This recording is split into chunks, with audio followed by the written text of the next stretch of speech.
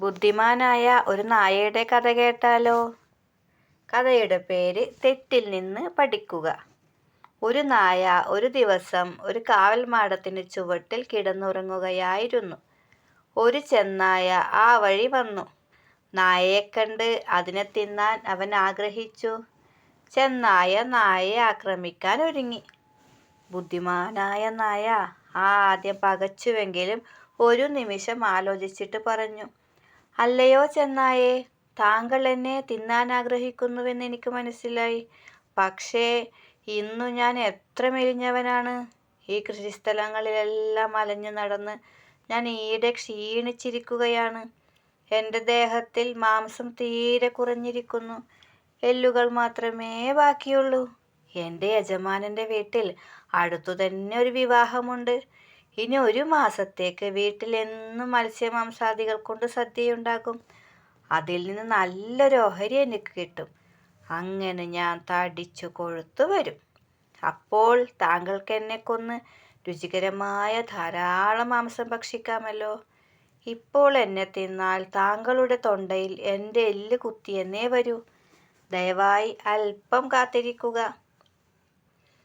ചെന്നായ നായയുടെ ഇപ്രകാരമുള്ള വാക്കുകൾ കേട്ടപ്പോൾ വിശ്വസിച്ചു.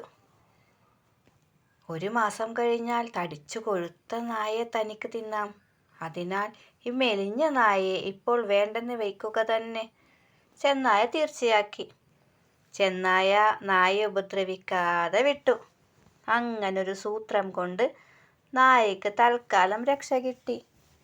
ഒരു മാസം കഴിഞ്ഞു.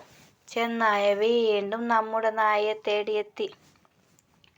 അപ്പോൾ നായ കാവൽമാടത്തിന് മുകളിൽ കയറി കിടക്കുകയാണ്.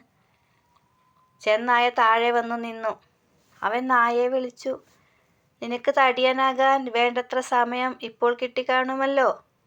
ഇനി താഴോട്ട് വാ. എനിക്ക് നല്ലൊരു ഭക്ഷണം ഇപ്പോൾ ആവശ്യമാണ്." ചെന്നായയുടെ ഈ വാക്കുകൾ കേട്ടപ്പോൾ നായ മറുപടി പറഞ്ഞു, "ചെന്നായേ, എനിക്ക് അന്നൊരു തെറ്റു പറ്റിയതാണ്. ഞാൻ മുകളിൽ കിടക്കാതെ താഴെ കിടന്നുറങ്ങിയത് കൊണ്ടല്ലേ നീ എന്നെ പിടിക്കാൻ വന്നത്. ഇനി ഞാൻ അങ്ങനെ താഴെ കിടന്നുറങ്ങുകയേയില്ല. എന്നെങ്കിലും ഇനി അങ്ങനെ ഞാൻ ഉറങ്ങുന്നത് കണ്ടാൽ നിനക്ക് എന്നെ പിടികൂടി ഭക്ഷിക്കാം.